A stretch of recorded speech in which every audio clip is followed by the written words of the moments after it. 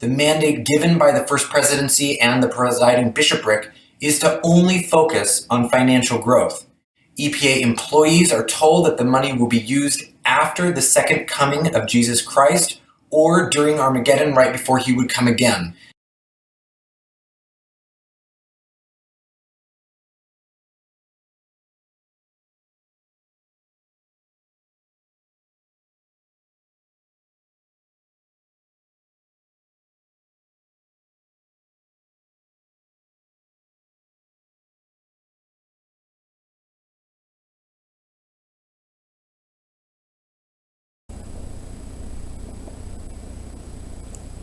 Travis Wayne Goodsall.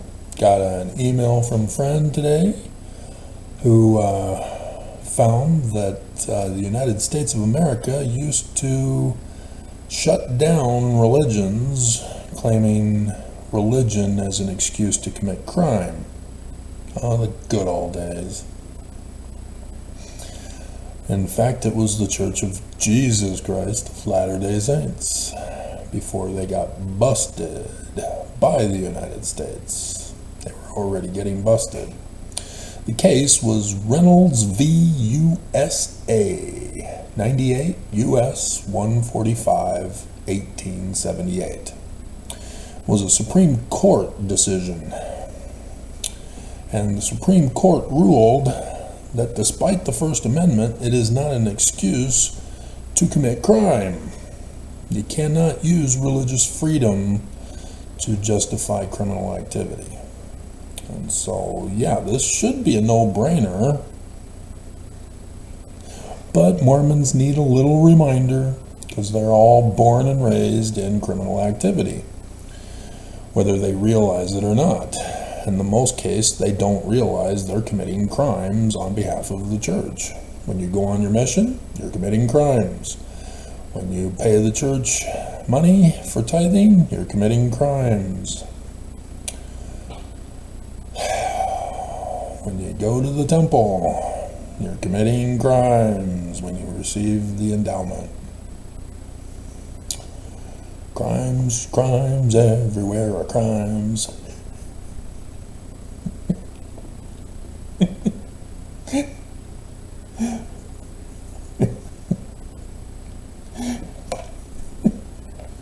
Don't do this, don't do that. Can't you see the crimes? Should that be the same theme song?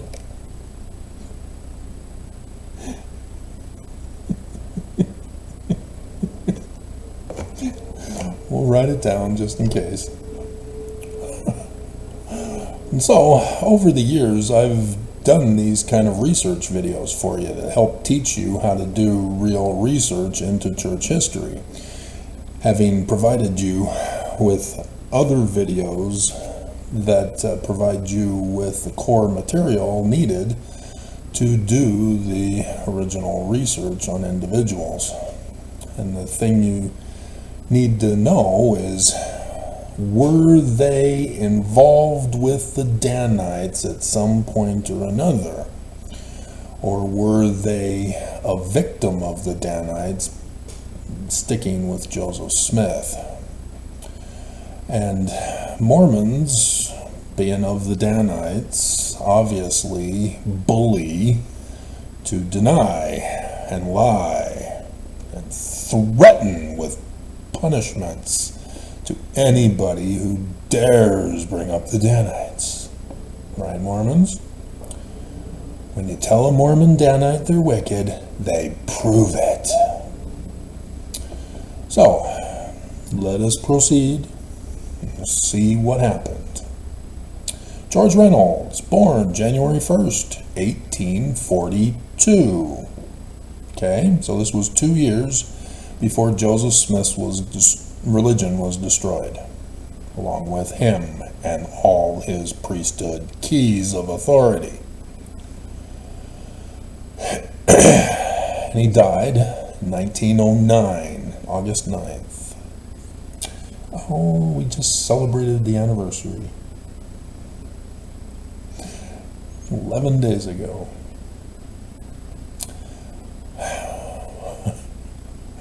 He was a general,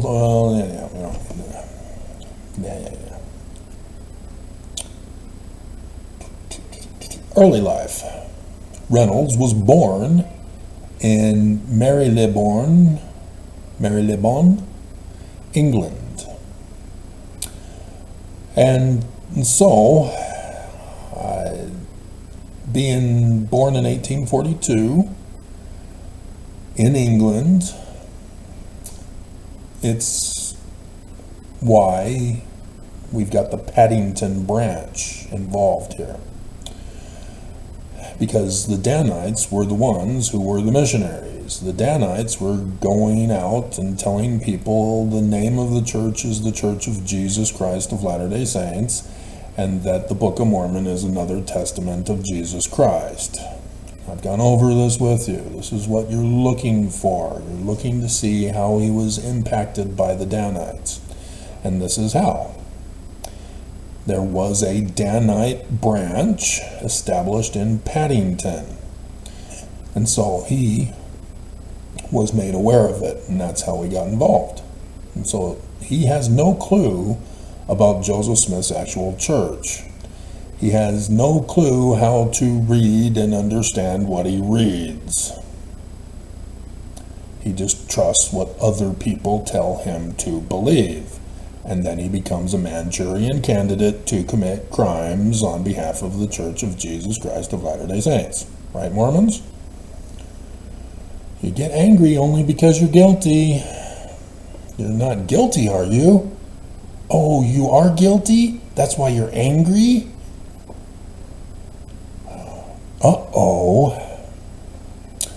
And so, the reason why is not because of his parents. His parents wanted nothing to do with that evil church. It was a maid. Sarah White, who invited 9-year-old Reynolds to attend an LDS church meeting with her. So this is criminal behavior.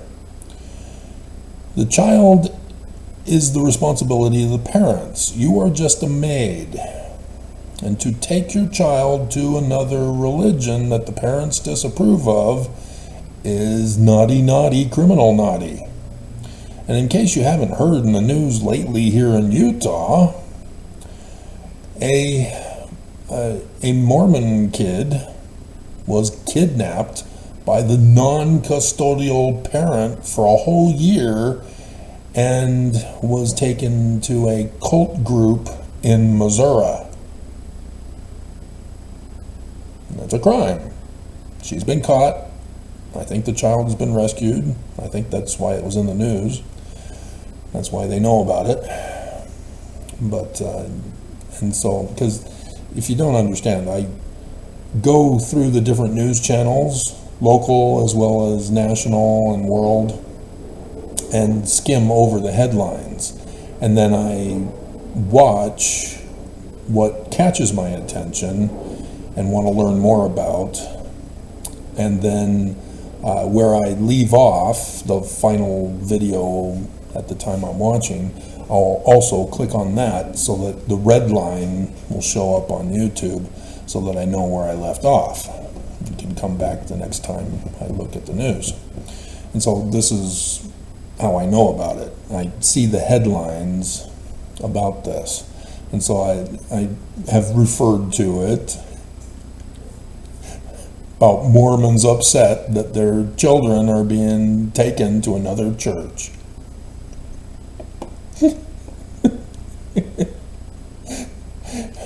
So, but this is a similar case in that a person who is not the proper parent or guardian of the kid is taking the kid to a disapproved religion. And so Sarah White is a criminal, but the church on Wikipedia made sure to put in that she's the hero. It's okay to commit crime if it's for Jesus. No, it's not. This is what the United States ruled on. And so, Reynolds, she went over, oh my God.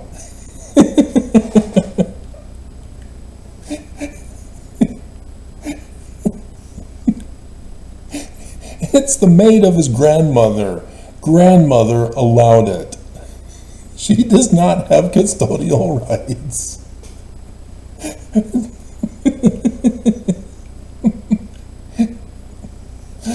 Oh my God. Mom, what are you doing? Don't let him go to that satanic church.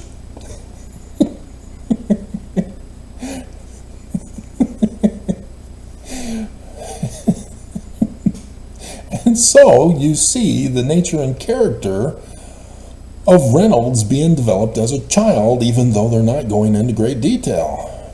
You have Grandma who's allowing the maid to take him to church as a 9-year-old boy. His parents are refusing to let him get baptized, as it would seem that they didn't realize. Oh, yep, yeah. His parents apparently found out when they were approached about him getting baptized. And so that's when it's not just refused to allow him to be baptized a member of the church. They refused to have him go to church any further. What the hell are you doing with our boy? This will stop right now. And so now you see the next line. Often he would disobey his parents and attend church in Paddington. See, these are the things you have to read between the lines with Mormons who love to lie and cover up with faith promotion. So that crime looks cool and hip. All the teenagers are doing it. And so, yes, this is what's going on here. And so because the parents are not wanting him to attend, but, the maid, he's a 14-year-old boy, 9 to 14-year-old boy, going with the maid to church. I see what's going on. I was a 14-year-old boy once.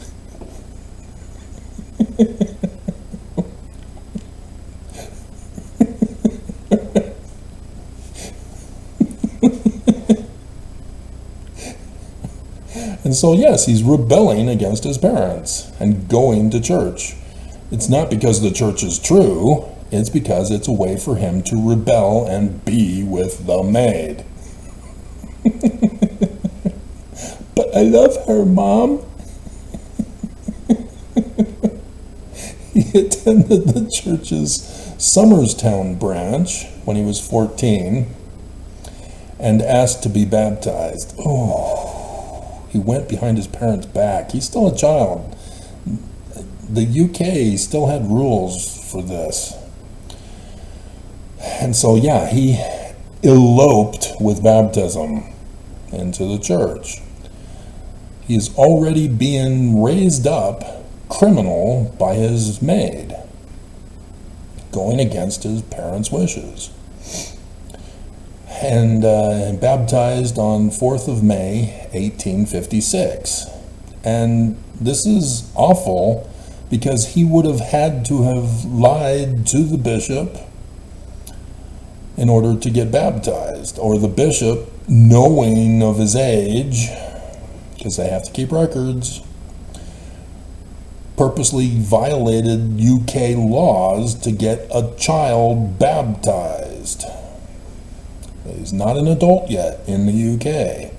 He does not have rights. He has to get adult permission. And this seems like he went behind his parents' back, got the maid to take him to the Somerstown branch, where he was then able to get baptized there. And, they leave all this out.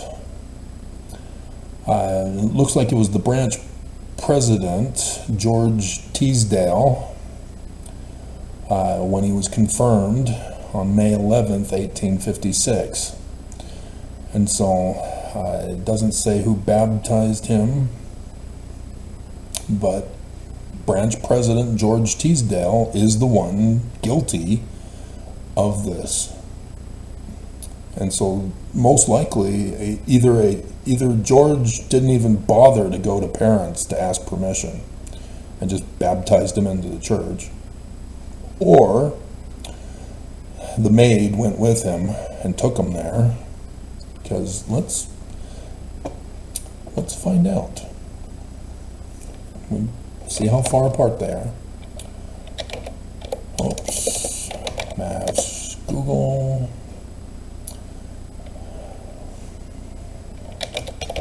Paddington, London, UK. Alright. Okay, so it's slightly northwest of London. Okay, and then the other one was called Somers Town.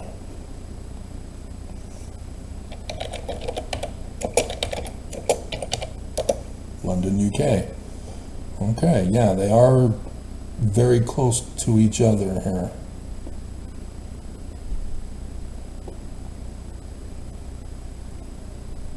Yeah. Okay, I see Paddington and I see where the Somers Town is. So now I'm going to have to go full screen. Get out of my way. 2,000 feet. 1 mile.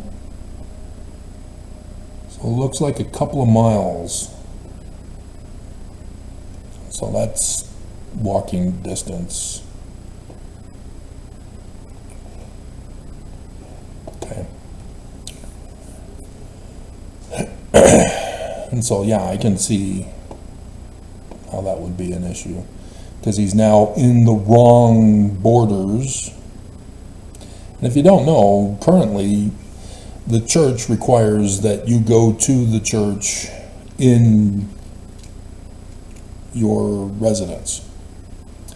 You can't pick and choose which church you attend and belong to and have your membership record sent to. Church put a stop to that. As here in Utah especially, you have your next door neighbor who's in a completely different state, not just a completely different ward.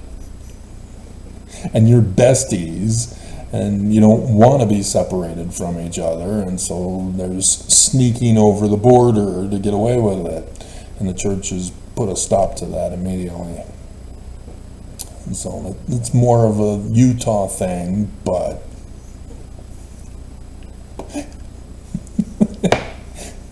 there's a this was the early days of the church. They did not know about those kinds of evils yet.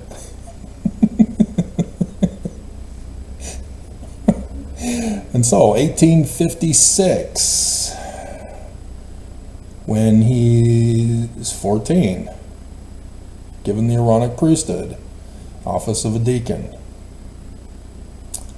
It's illegal to hold an office in religion in the state of Utah. Do Mormons know this? I don't think so. I don't think our own legislators know this. It's in the law. There's a whole bunch of laws that when somebody actually reads through the volumes, they find it and go, oh, we're supposed to flog apostates? Huh.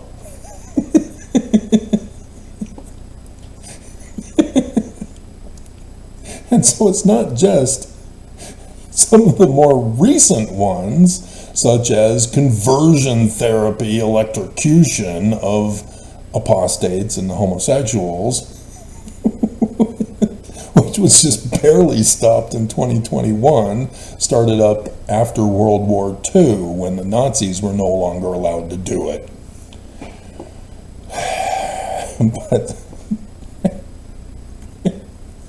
But yeah, you have a whole bunch of this kind of crap.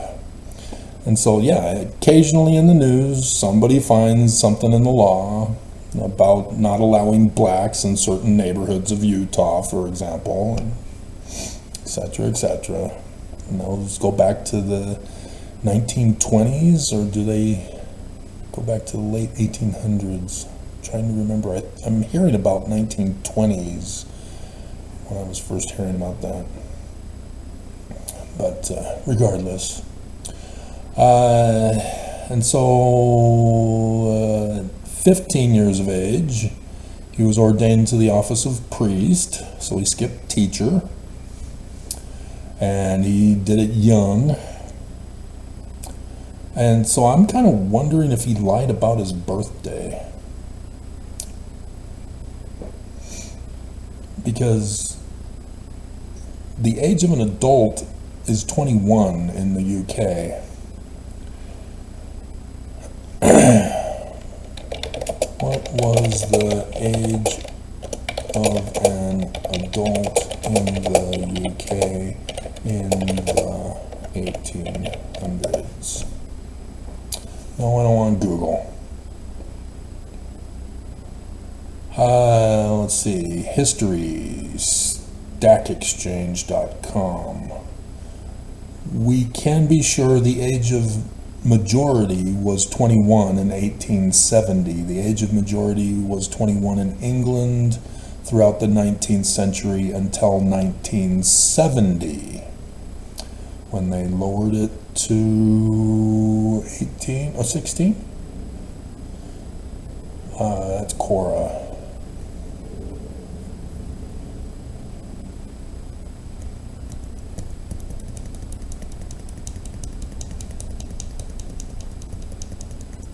And so they're saying at 16 you were considered an adult, but children were working well before that. Yeah, because they were involved in child slave labor. So was America. You know, Joseph Smith got arrested for glass looking as a kid. But, yeah, it was changed to 18 in 1969 with the Family Law Reform Act. So, yeah, the church is involved with child slave labor, because what do you have to do when you become a baptized member of the church? Tithing. So as a kid, he's required now to pay tithing. This is child slave labor. George Teasdale is an evil man, taught by the Danites, converted by the Danites, working for the Danites. It's not for Jesus. As the branch president, he is similar to a bishop, who is the bagman to receive the tithing money. Let's see. Reynolds engaged in open-air preaching. Has he even read the Book of Mormon?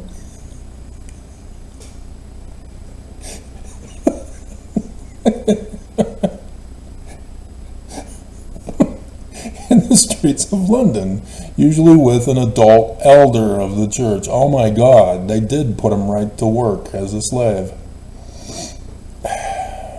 So no, he was not engaged. He was forced into slavery to pay the church money, to go on a mission for the pyramid scheme, to recruit others to pay the church money. Dear God, these Danites are evil. All at 15 years of age.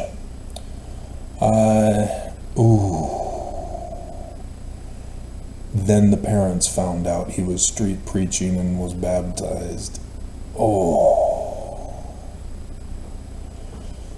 But they don't say what the parents did to him.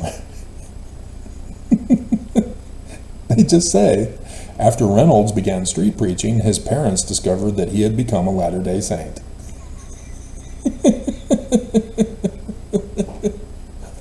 Hello? We need more than this.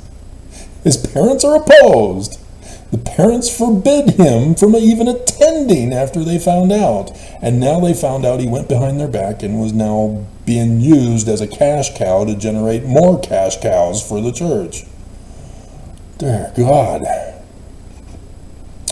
See, kids, never make a deal with an octopus to get human legs.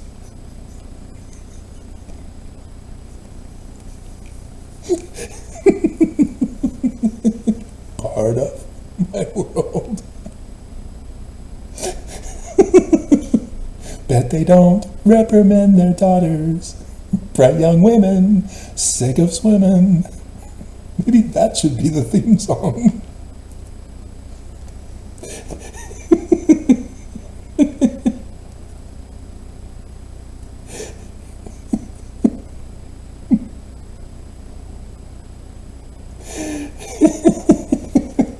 She's a redhead.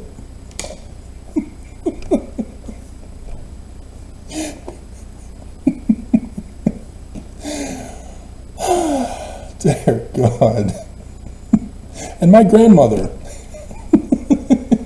saw that cartoon in the theater, and when she had gotten back, I was at her house, and she was just going off about how awful of a movie it was.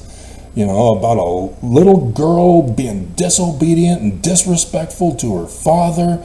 Grandma she was furious. It was the worst movie ever.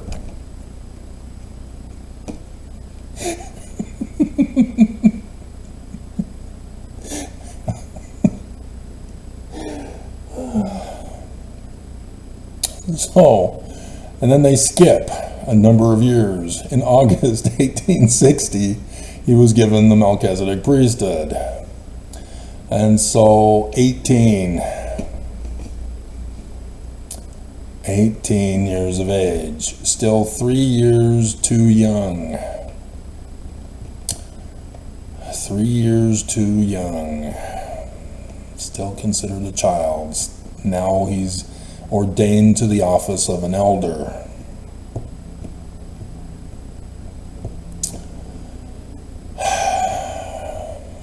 And so, yeah, this pattern is still carried on in this church, but 18 now since, what was it, the 70s also?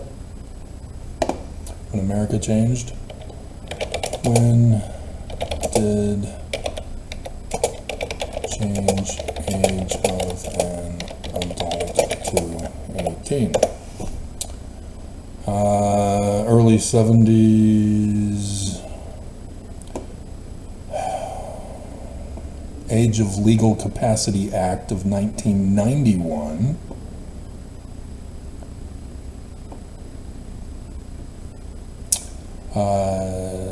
Voting age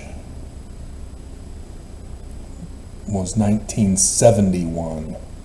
So it looks like the UK and America did them at the same time period.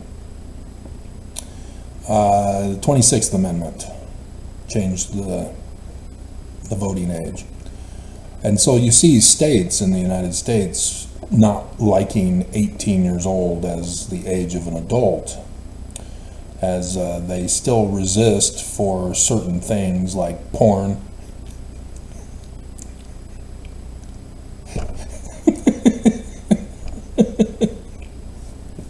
Alcohol, cigarettes, not porn. They actually dip down to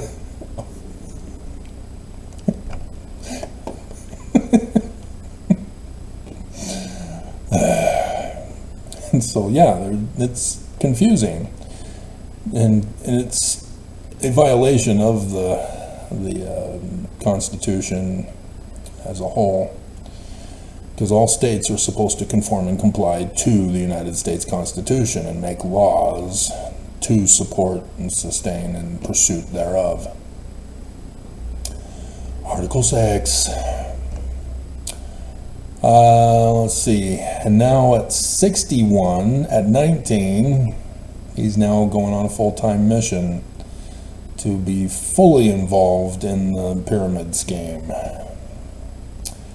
And he stayed in London because he's still a child. But he went to Liverpool in 1863. But he was working as a clerk for church apostle and mission president George Q. Cannon. Oh, you're still a boy, huh? Yeah, I'll put you to work. Stick with me, kid. I'll show you the ropes. And so there's his in to becoming a general authority himself. As, what was he? A general authority of the church, longtime secretary to the church's first presidency. That's it. And so yeah, George Q. Cannon got him the in. Just like Bruce R. McConkie married in to get in.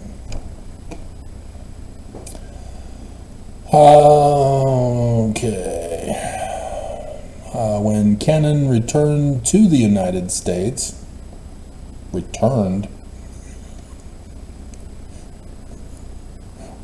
Cannon. Later that year, Reynolds retained his position as a clerk under the new mission president. Another apostle and counselor in the first presidency, Daniel H. Wells. As mission clerk, Reynolds organized and coordinated efforts to assist European church members in immigrating human trafficking to the Utah Territory.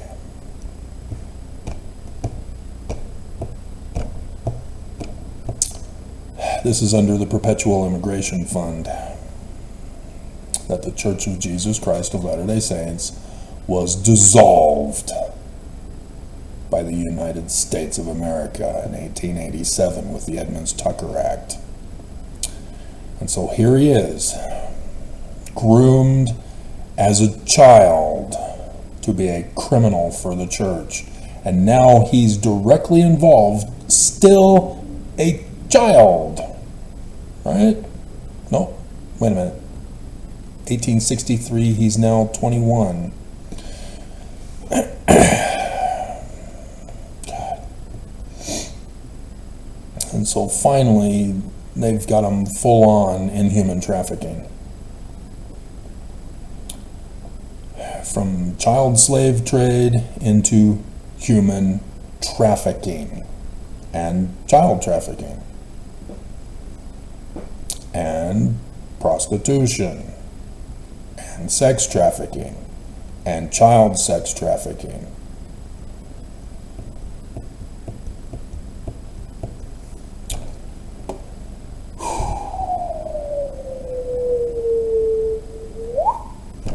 This is a big deal, Mormons. You need to be taking this more seriously. You cannot use faith promotion to claim the church is true. You know Article of Faith number 12. We believe in being subject to kings, presidents, rulers, and magistrates, and obeying, honoring, and sustaining the law. The UK didn't have a constitution, but the United States of America does. But the UK also had their laws, and still, to be trafficked to America is just sick and wrong. Anyway, life in America. So yeah, I got the cartoon mouse on my mind. Pavo? Online, I can just Google search it. Cartoon mouse movies coming to America. American Tail.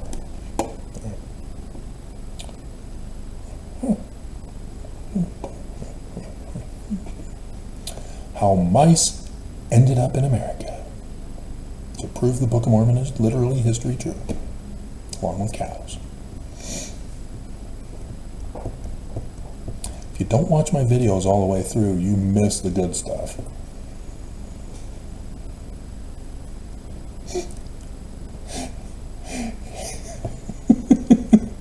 In 1965, Reynolds was released as a missionary and invited to immigrate to Utah Territory.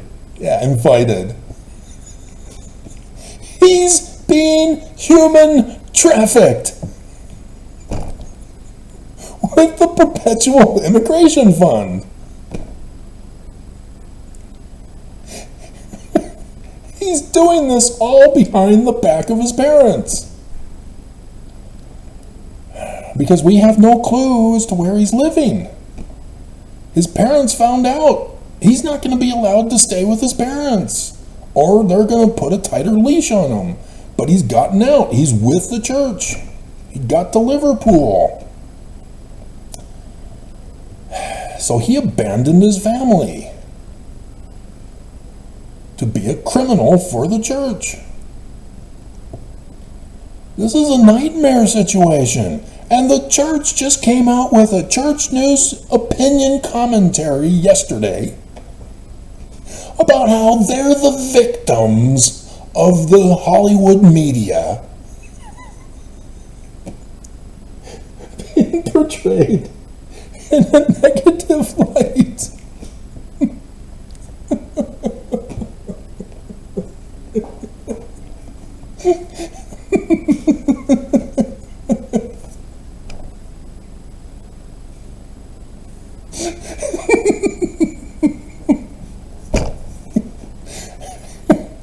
And so he didn't travel. The slaves from West Africa didn't travel. They weren't invited to come to America.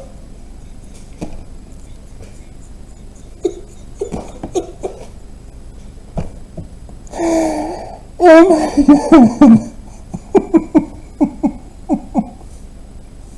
God. So yeah, Amazing Grace could be put in here in the theme song in the description below.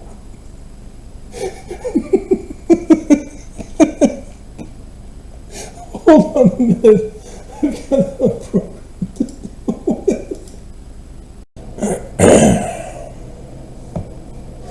Okay, I'm back.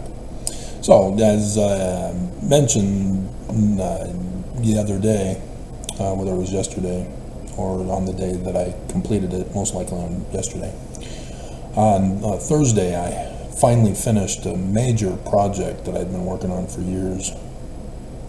And so now I'm having to do some file sorting and such, so that's what it was all about. So we're back for the attack, or back in gray today. Alright, where were we? Dear God, the Perpetual Immigration Fund. Traveled to Salt Lake City with fellow elders of the church. Also, because in case you didn't know, the Perpetual Immigration Fund started the very next year after the United States took over Brigham Young's kingdom. But they sent him a letter saying, you can be the first governor. We understand you're already living there.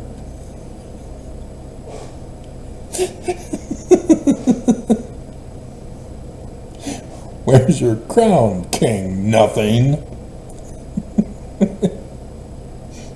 And so, yeah, he then incorporated it. Articles of Incorporation for the Perpetual Immigration Fund in 1849. This was to get Mormons that had been converted to the wrong name of the church to come to Utah. This was his backup plan in case the United States pulled this kind of a stunt. And so, yes, he's now calling everybody to come to Zion for the sole purpose of establishing it as his kingdom again, to kick out America. And that's what you see. All of the federal officers that would be sent into the Utah territory were murdered or chased out. Murdered or chased out. And so this was part of his plan to get back his kingdom, is to do this human trafficking and human sex trafficking, because that's what you need polygamy for, to pop out the babies, so that in 20 years you've got another army of men, hopefully, and hopefully not girls, but 15, if not 10, to get them breeding. And I did the church news the other week about the LDS hospital and how Brigham Young purposely turned women into midwives. And the news just says that, oh, they were the first women to learn to be medical doctors and nurses. No, midwives. They learned how to give birth to the babies. That were involved in polygamy, because there were so many of them being born. Dear God, put it in context, people. And so, and so what happened was that the Mormons in the valley had to pay above and beyond the tithing to fund the perpetual immigration. And of course, Brigham Young promised that they'd all get paid back. And so this money was used to bring the Mormons to the valley. But they had to pay it back. And so they were put to work as slaves once they got to the valley. And then Brigham Young went an extra abominable thing by granting U.S. citizenship once they paid off the debt.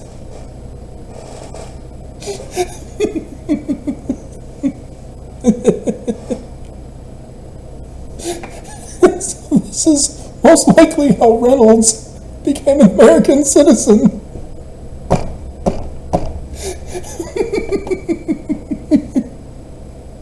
Because see, 1875, he's elected as a member of the Salt Lake City Council.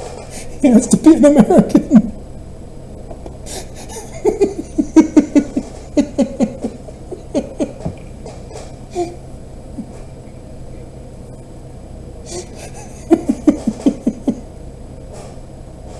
So let's get to it. Let's see if they can bring it up.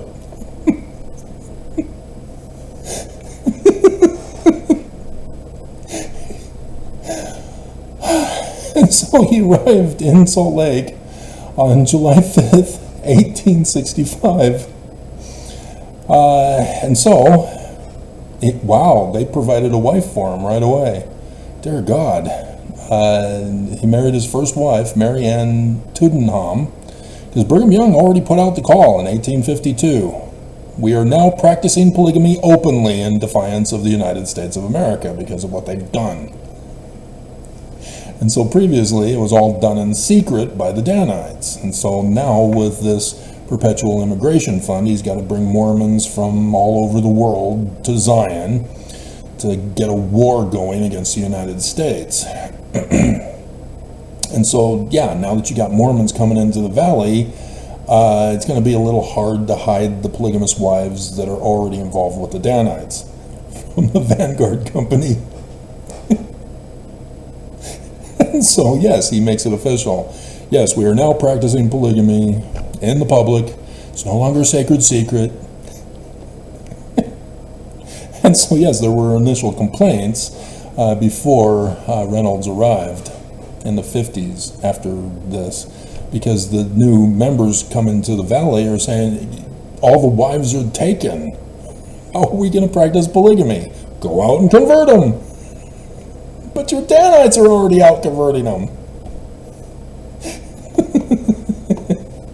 You better get out there. You can't be celestialized without them. And so, soon afterwards, Brigham Young hired Reynolds, was immediately put to work as a slave for Brigham Young to pay off the debt.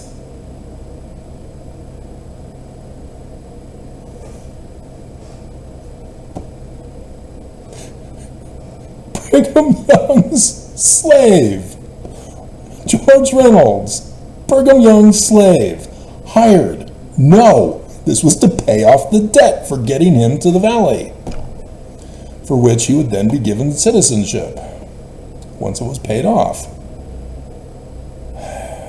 And so, yes, he's married, And then he's hired by Brigham Young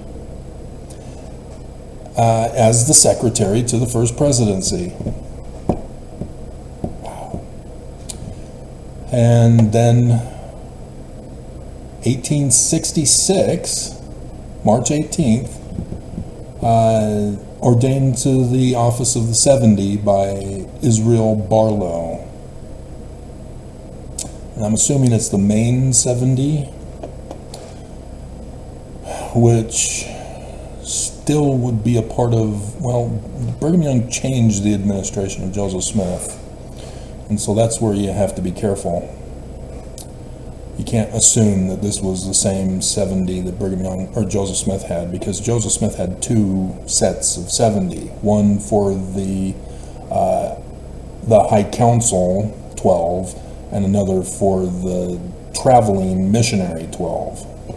And so Brigham Young, being a missionary 12, did away with the High Council 12 and downgraded it into the stakes rather than the whole church for the administration, because now the missionary 12 are now the administration with their 70 as part of that as well, now general authority. And so it's unclear as to whether this was the stake 70, but if he's the secretary to the first president, I'm sure he got promoted right up into the quorum of 70 under Brigham Young's 12 because of this.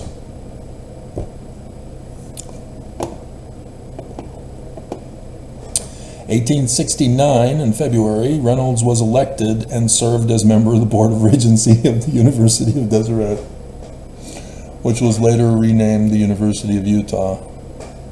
He was re-elected to this position by the legislature a number of times. So yes, by 1869, he has now paid off his debt and was given American citizenship.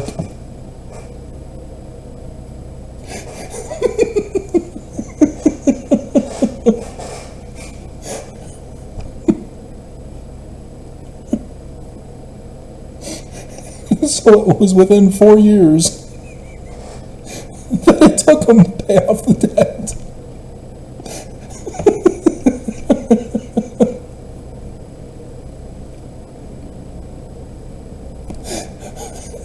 And understand, working for the first presidency, that's Section 119, which is criminal.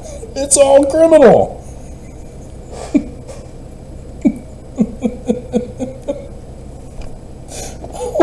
God, this is gold.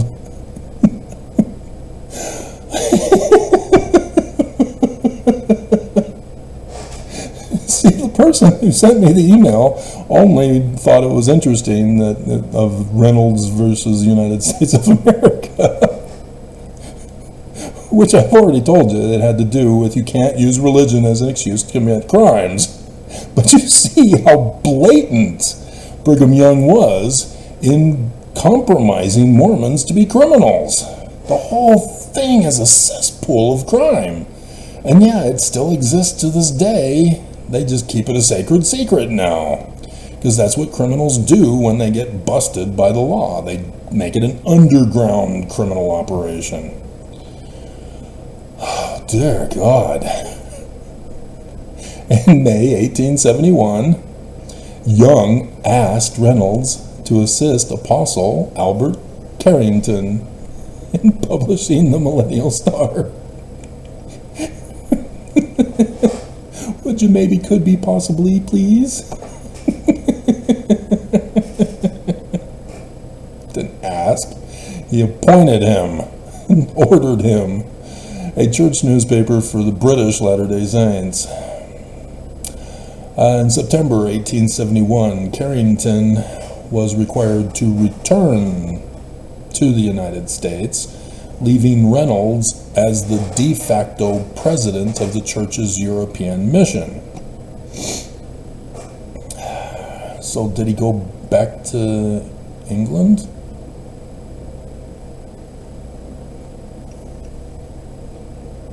Is the Millennial Star published? Was printed in England, yeah. Okay, so in 1871, he goes back to England. And so the Mormons who didn't come or were baptized afterward with the continuing missionary efforts, and were not able to afford to come to the United States yet, because this is 1871, and so the initial handcarts are, for the most part, finished. Interesting. So yeah, there's been many changeovers and federal officers in the valley since then. Dear God. And so yeah, he then goes back to England. Wow. And then he becomes the de facto president. There's no de facto president. That was what Brigham Young made him. Reynolds was suffering from ill health due to a severe case of smallpox.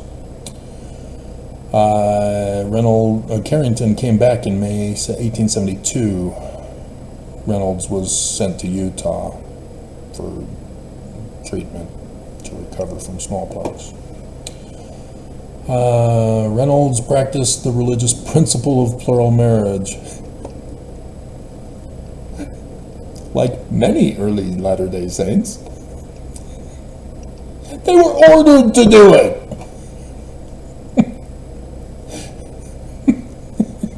To see these Mormons just try to dismiss the reality of the crimes that were involved here, trying to make it his choice, his religious freedom, belief in God, trusting in the Lord. You see this. This is sick. It's wrong. It's disgusting. A religious principle. It was a law. Section 132, which had yet to be published by Brigham Young, and thus yet to be written by Brigham Young. They would use as part of the text the forged document of, was it Rigdon's daughter from 1843, and thus why the Section 132 was dated for 1843? No, you should have checked the polygamy books that you kept, Brigham.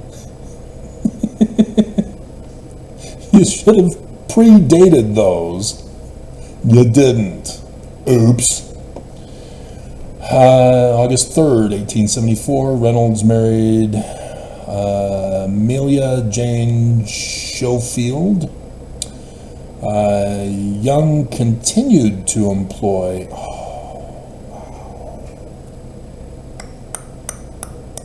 Yeah, you never do pay off the debt.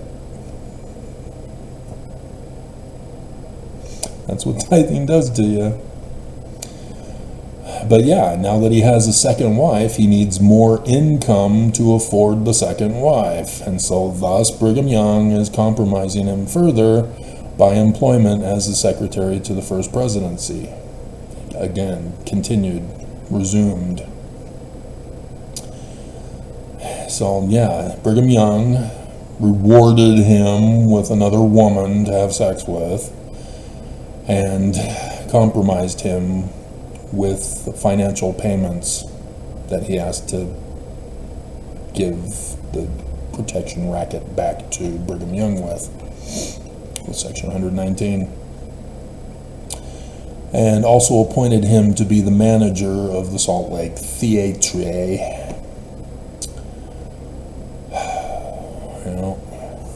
Those prostitutes of Mormons, they're the most expensive prostitutes. That's why it would be cheaper just to go to the brothel there on Regent Street, which Brigham Young had to frequent regularly when he was getting all these divorces. 1875, Reynolds was elected as a member of the Salt Lake City Council, because he's now an American citizen. Party to polygamy test case.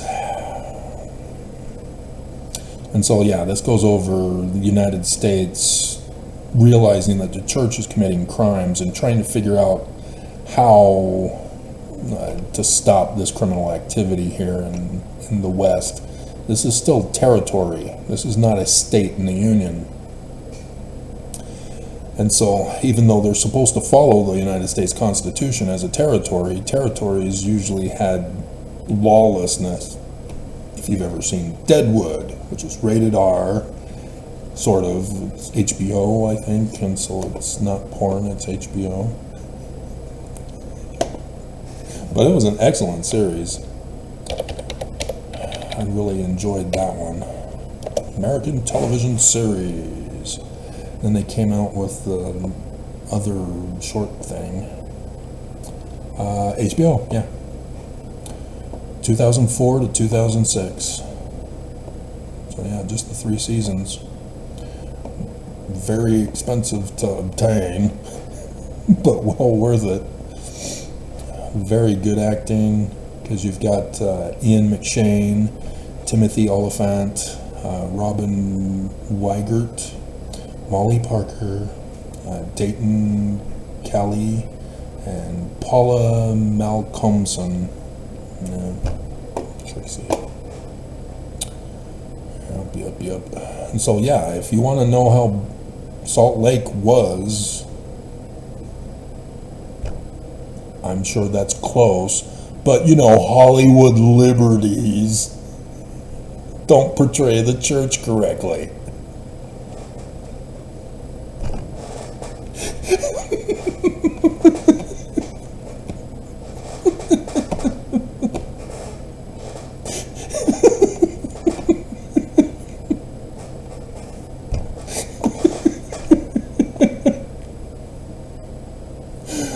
Oh dear God.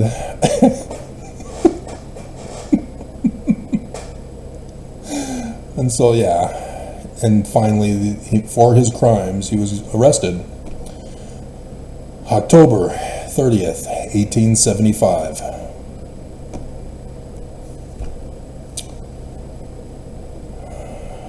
He was indicted for bigamy by a grand jury on June 23rd, 1874.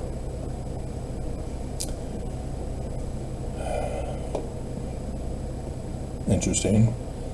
So, despite being indicted, in 1875, he was elected as a member of the Salt Lake City Council.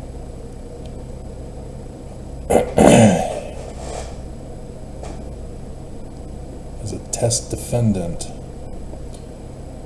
Okay, so it looks like Brigham Young was using Reynolds to try to overthrow the Constitution and use religious freedom as an excuse to commit crimes. Young asked Reynolds if he would be willing to serve as a test defendant, the test defendant. Reynolds agreed and was indicted for bigamy. The devil never supports his own. Hey Reynolds, you go.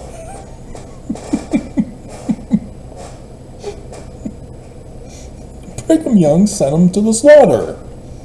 What a bastard.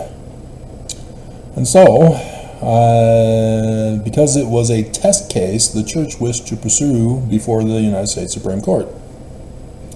Reynolds cooperated with investigators. It always pisses me off when the news says that. Not cooperating or cooperating. Dear God, come on. And even worse, I see it all the time. Because when you go to plead guilty, not guilty, or the others, the news always, oh, he pled not guilty! Oh my God! Breaking news! Yeah, they're all supposed to do that.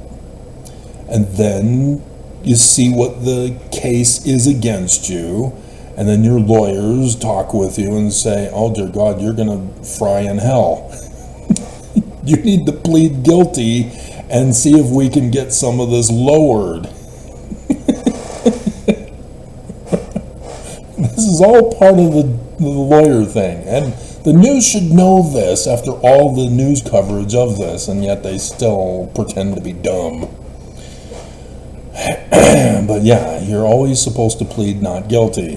It's a stupid process, because the United States Constitution says you are innocent until proven guilty.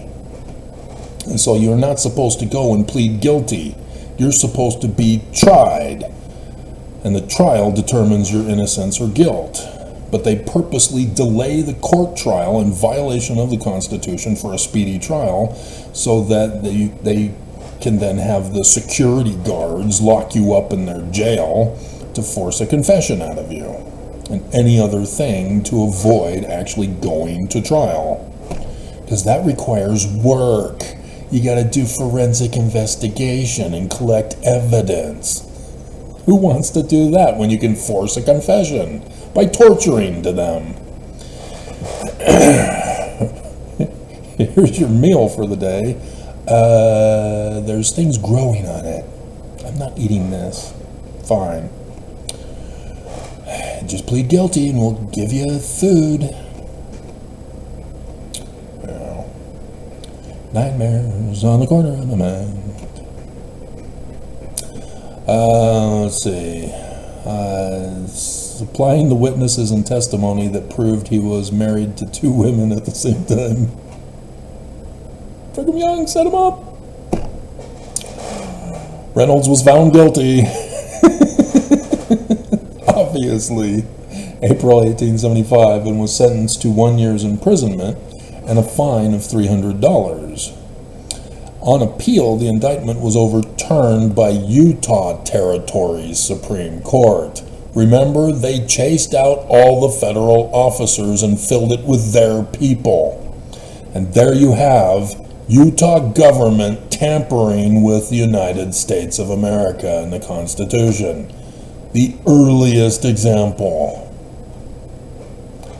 I got to experience that as well in 2008. Because the grand jury had not been impaneled in compliance with the Poland Act. Seriously? No. That's Poland. This is. They're not. Why are you not? There we are. 1874 was an act of the U.S. Congress that sought to facilitate prosecutions under the Moral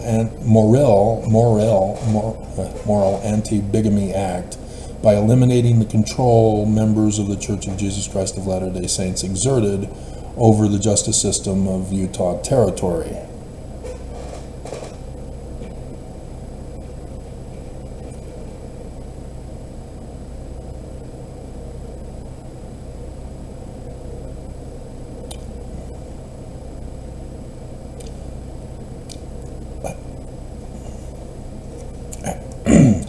Reynolds was found guilty of bigamy, was sentenced, but the appeal was overturned by Utah Mormons, claiming the grand jury had not been in compliance with the 1874 Anti-Bigamy Act, eliminating the control of members over the justice system.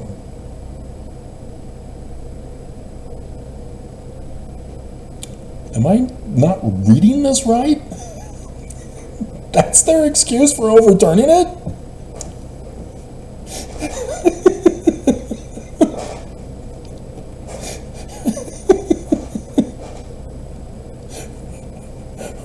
We didn't have members on the jury, therefore we have to overturn it because we didn't have members on. What?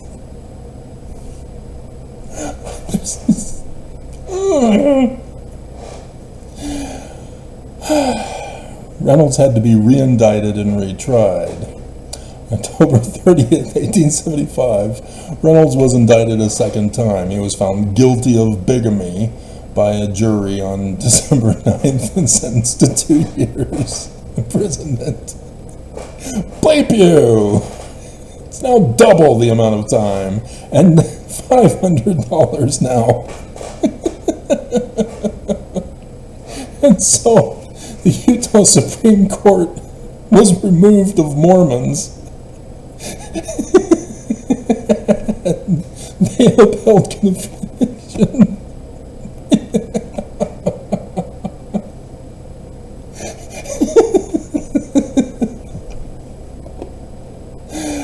That's what needs to be done here in Utah. My case in 2020, 2019, 2020, those cases, even the one in 2008, my petition to the state, it should have been stripped of all Mormons so that an unbiased judge would preside. And you just cannot get justice in Utah when you sue the church. Right, James Huntsman? Right, the other guys that are now gone, we've never heard from them since. You know, they've most likely been assassinated and we've never heard about it in the news. And so then the case got into the Supreme Court November 14th, 1878. 9 years before. And so on January 6, 1879, the court issued its unanimous decision.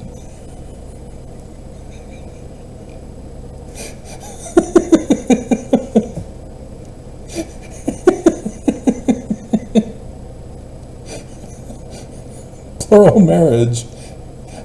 And, oh my God, they are completely oblivious to the tax crimes and the financial crimes of Brigham Young. And the human trafficking and the sex trade and all that. Dear God, this was only for polygamy. But yeah, you cannot claim plural marriage as a religious freedom in the First Amendment. You do not have that freedom and right. And yet, the Church of Jesus Christ of Latter-day Saints, with their religious freedom movement that they've been pushing for a decade now, as Oaks goes around saying how big, bad, and mean the United States is for denying them religious freedom to practice child bride polygamy. This is what they're doing. They're disagreeing with the laws of the land, not wanting to comply. And so they've been involved, as I've been doing the videos, about how they're trying to overthrow the government to return to their criminal activities under Brigham Young.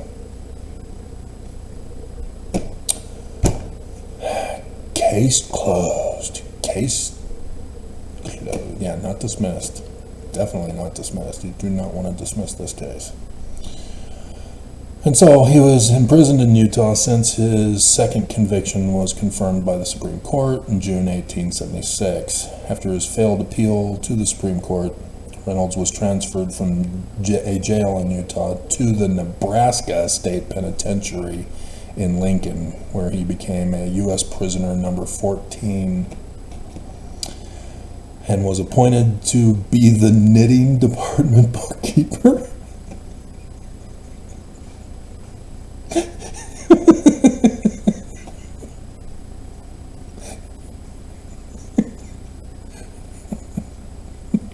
Knit one, purl two.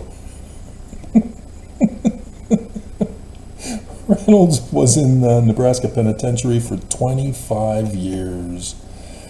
Yep, the penalty for being a Mormon.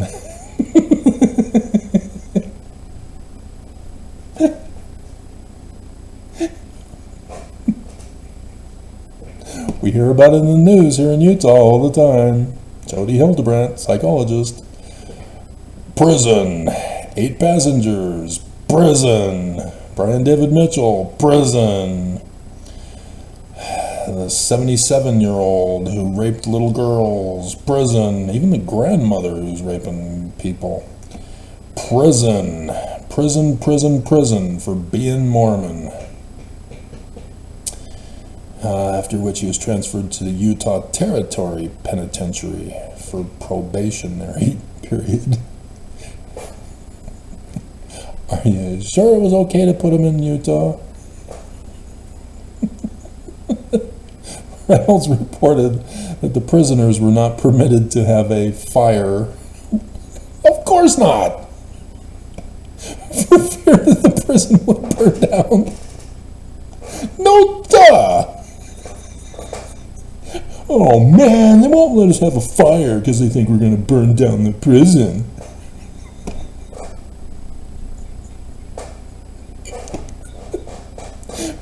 Reynolds was released from prison in 1881.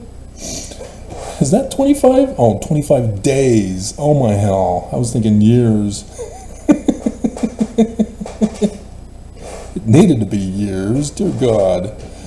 Only 1881. Having served his full sentence, less 5 months for good behavior, he was pardoned in 1894 by Grover Cleveland. Only for polygamy. Only for polygamy. Not for the financial crimes. Mormons need to understand this. Whew. And so, life after prison. He resumed his position as secretary to the First Presidency. Brigham Young is dead.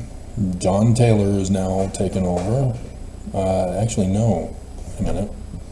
1887. Yeah, okay, so John Taylor is president now. And for 2 years so far. And so John Taylor is now using him as a secretary. He was in the Deseret Sunday School Union, acting as the editor of and writing many articles for its publication, the Juvenile Delinquent Instructor. In 1899, until his death in 1909, Reynolds was a first or second assistant to 3 general superintendents. George Buchanan, yeah, he has an in. Just like the whistleblower, he had an in to that job because he knew the boss of the LLC corporation. And then the boss didn't realize that the guy who he thought was fully compromised into the church would be horrified with the crimes that his company for the church was committing for the church. And thus the whistleblower. And Lorenzo Snow and Joseph F. Smith. So, April 26, 1885, Reynolds married his third... Oh, God! He was pardoned, but then he went and did it again. When you're pardoned of crime, if you commit the crime again, you get to be punished for that crime, not for the previous crimes of which you were pardoned. You don't get to commit crime once you're pardoned.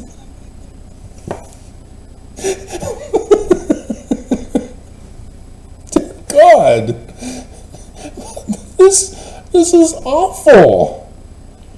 A criminal to the end, punished, betrayed by Brigham, and still committing crimes after being pardoned, after serving time. And he still can't stop. Dear God. Mary Gould.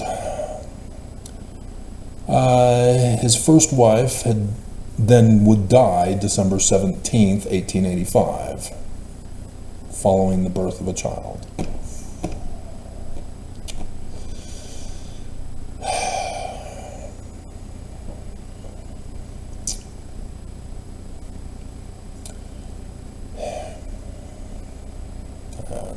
Stuff. The women get so abused in this church. 1890, Wilford Woodruff has Reynolds appointed to become one of the 7 members of the First Council of 70.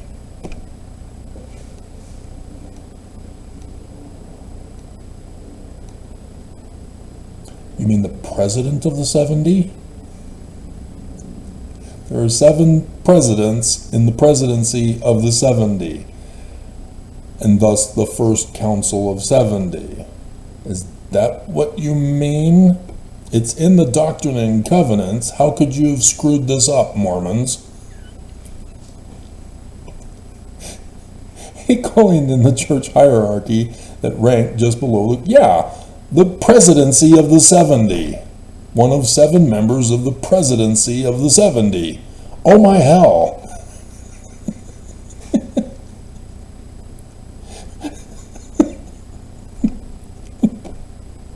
There weren't 7 members in the 70, though yes, I'm sure they would get locked up in 1887. But this is Wilford Woodruff. The church already got destroyed, and Wilford Woodruff is taking over to fool Mormons that the church is still intact. It's not. It was dissolved. It is no longer legally allowed to operate. And so the church, to pretend that they are in compliance with the Edmunds-Tucker Act, which verse 11 of the official declaration, number 1, is hilarious. Only pretended for the United States that they were just religious people gathering on Sunday to worship their God, unaware that polygamy was still going on, and the other crimes of tithing, which they do not discuss here. Dear God. And so they do not indicate, because Grover Cleveland was 1894, and so they're not discussing getting locked up with John Taylor and the other Mormon polygamists with the Edmunds-Tucker Act. It's just he was set up with that trial. Hey Reynolds, I got an assignment for you. Go represent the church in this trial, will you? Do me a favor, though. And so they skipped the Edmunds-Tucker Act and the whole trial that John Taylor died from, because he's put in John Taylor's secretary position when he gets out of prison, and then they don't talk about getting locked up. They skip it. They don't want to talk about it. They want to keep it a super sacred secret from you. And so Wilford Woodruff is not the legitimate president of the church. The church is dissolved under the United States. And they're purposely covering that up to lead you astray. And so, yeah, all of this is unauthorized. This is illegal activities that's going on here in 1890. They are not legally authorized to have this organization. They do not have articles of incorporation to do it. And so, yeah, they can gather and meet and read the Bible, but beyond that, no. They cannot have an organization. They cannot collect money for the organization, and they're doing it in violation of the law. So, wow. Lorenzo Snow was president of the Quorum of the 12. No, he wasn't. Reynolds continued in this position. This is a secret combination administration. This was illegal. The church was dissolved by the Edmunds-Tucker Act. They had no legitimate standing as an organization. They cannot receive money from members, and they were doing it. Reynolds continued in this position and as the secretary to the first presidency until his death. Reynolds became, and they don't talk about the Reed Smoot hearings because of the polygamy still being practiced. So now we have the sun in the way. Reynolds became active in writing religious literature. His Reynolds and Soldial stuff, I found those to be the most reliable from other stuff, even more modern stuff. The Book of Mormon commentaries, fascinating. And so, yeah, he has some insight into the Book of Mormon. So he has read the Book of Mormon. Far better than other Mormons. But still, he makes stuff up. But it's clear that he has a level of intelligence. And so, yeah, despite being used for criminal operations, yeah, I can see why he's being used for criminal operations, because he has, I've been watching Mad Max for the last couple of days, doing a marathon of that since I got the Futurosa, which I found out after I watched Futurosa, which was the recent one that came out on DVD, that it should have been watched before number 4. So that I would have the backstory of Futurosa before watching number 4. And still, good series nonetheless. And so I understand there's another one coming out that's number 5, I guess. And so number 4, they wanted to do a backstory of the Futurosa woman in number 4. So number 5 is, but anyway, if you don't know anything about it, don't worry.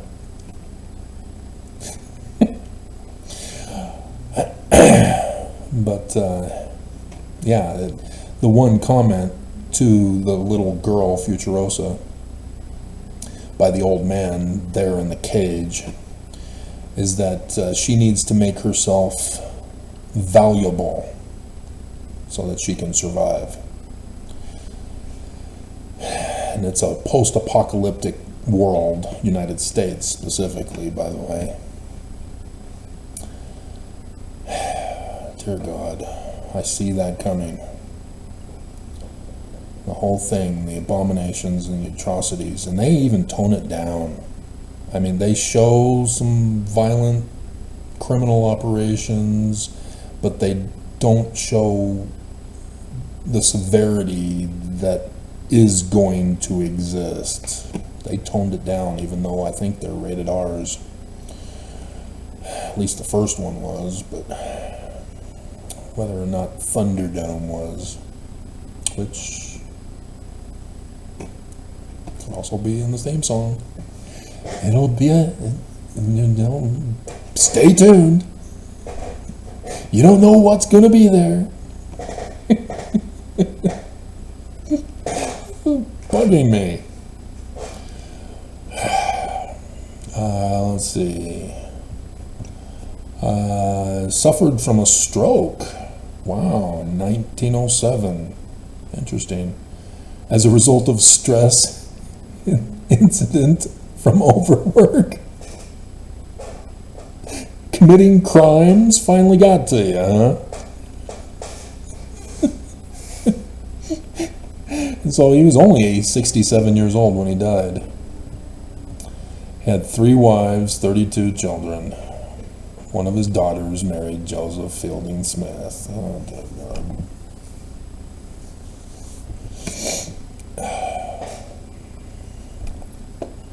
And is that senior? No, it's junior. You need to clarify.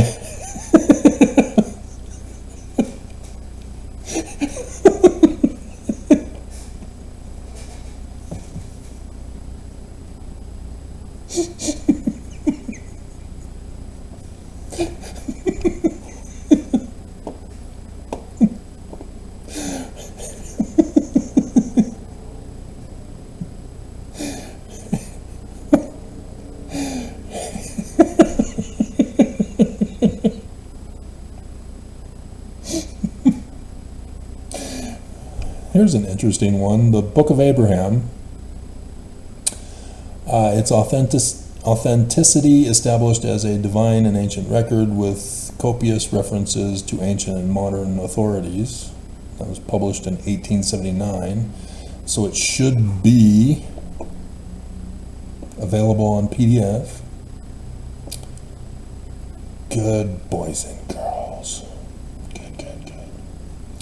We'll add this to my collection. It's only 68 pages. It's all worthless though, but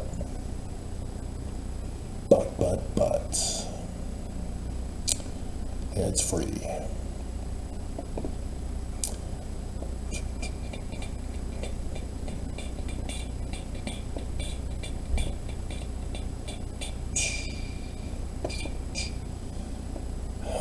Yeah, there's his racist book. Man and His Varieties, the Negro Race. Yep, they taught him to be a racist. The Myth of Manuscript Found. Ooh. Oh. He discusses it. Awesome. Oh. No. No. Oh, I'd have to do a copy and paste.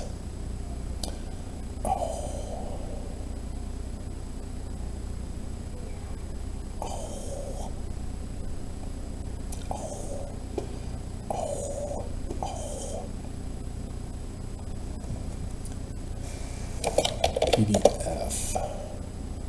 Project Gutenberg. Here's Dev Book of Mormon Central.org. Here's Internet Archive. There we go. Why couldn't you link to this one? 118 pages, not 116?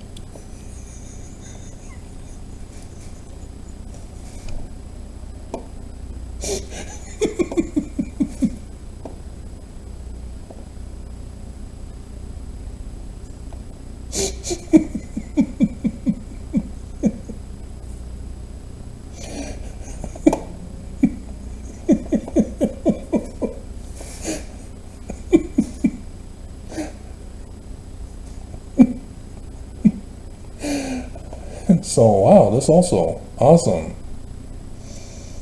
Okay, so I'm going to be spending the next little while here on this, so I'm finished. Let's see, it's 7 o'clock. Maybe, if I can get this finished before 8 o'clock or by 8 o'clock, I'll post it. Yeah, we'll see.